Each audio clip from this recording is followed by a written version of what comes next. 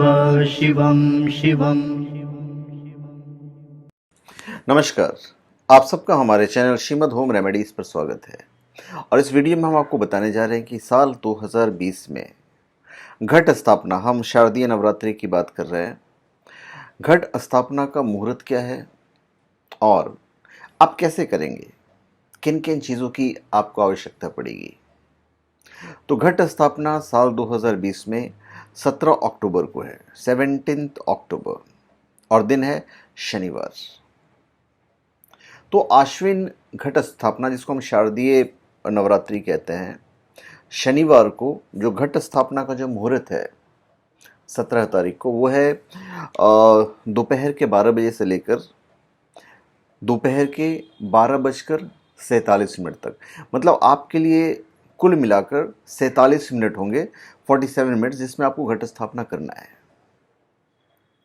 और अभिजीत मुहूर्त के दौरान घट स्थापना मुहूर्त तय होता है। घट स्थापना मुहूर्त प्रतिपदा तिथि पर है।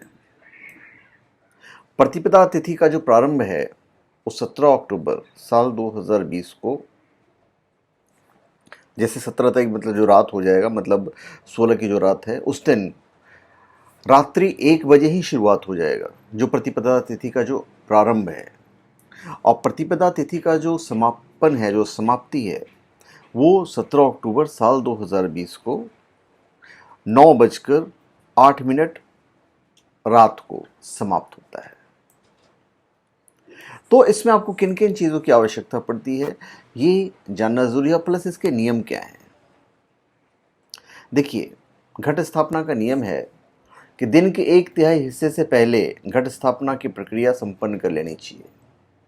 और इसके अलावा कलश स्थापना के लिए अभिजीत मुहूर्त को सबसे उत्तम माना गया है, जो मैंने आपको बताया है। और इसके लिए जो आपको आवश्यक सामग्री लगेगी वो है पुष्प, लाल वस्त्र, अक्षत जो बिना टूटा हुआ चावल होता है, जटा वाला नारियल, सुपारी, पत्ते आप आम के ले लीजिए, अशोक के ले लीजिए, कलश, गंगा जल और पवित्र स्थान से लाई गई मिट्टी, सप्तधान्य मतलब 7 तरह के अनाज, और मिट्टी का एक बर्तन जिसका जो मुंह है वो थोड़ा सा चौड़ा होना चाहिए। जो विधि है वो ये है कि सर्वप्रथम मिट्टी के बर्तन में आप सप्तधान्य को रखिए। अब एक कलश में आप जल भर लीजिए। इसका जो ऊपरी भाग है, जो गर्दन है, उसमें आपको कलावा बांधना है और उसको मिट्टी के पात्र पर रखना है। अब कलश के ऊपर अशोक या आम के पत्ते रखेंगे। अब नारियल में कलेवा आप लपेट लेंगे। इसके उपरांत नारियल को लाल कपड़े में लपेटकर कलश के ऊपर और पल्लव के बीच में रखें। और घट स्थापना पूर्ण होने के बाद देवी का आपको आह्वान करना है। तो ये बिल्कुल सिंपल तरीका है जो आपको फॉलो करना है। बाकी जैसे आप पूजा करते हैं, देखिए, आप तो पंचोपचार विधि से ही पूजन करेंगे, क्योंकि षोडशोपचार विधि से पूजन करना थोड़ा सा मुश्किल होगा। मंत्रों का भी ये होता है। मंत्र, देखिए, मंत्र हमारे दिल में है।